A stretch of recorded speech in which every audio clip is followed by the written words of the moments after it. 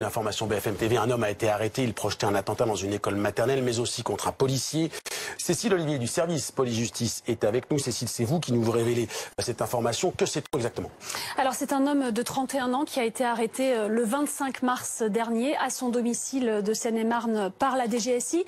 C'est un homme qui était déjà connu du renseignement territorial pour sa radicalisation depuis fin 2017 et il est revenu aux oreilles de la DGSI que cet homme projetait un attentat contre une école maternelle et qu'il cherchait même à se procurer des armes. Il a donc été arrêté, placé en garde à vue et en garde à vue, il a reconnu son projet, il a reconnu avoir pensé à entrer dans une école maternelle, s'en prendre physiquement aux enfants, les prendre en otage et puis tuer les policiers qui auraient donné l'assaut, qui seraient venus pour libérer l'école. Il a également été plus loin en audition en affirmant qu'il avait également pensé à assassiner un policier de son département qu'il avait arrêté dans le passé pour des faits de droit commun, pour des faits de rébellion. Il a même dit qu'il avait trouvé son adresse. Enfin, élément particulièrement inquiétant, ce suspect a dit qu'il était un très grand admirateur de Mohamed Merah, dont il se revendiquait comme le fils spirituel,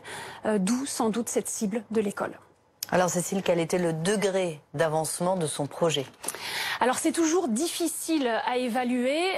Ce dont les enquêteurs sont à peu près sûrs, c'est qu'il cherchait à se procurer des armes, puisque en août 2018, un de ses amis, un ami d'enfance, a été arrêté par la douane parce qu'il cherchait à importer des armes. C'est un homme qui a également été mis en examen dans ce dossier pour association de malfaiteurs terroristes.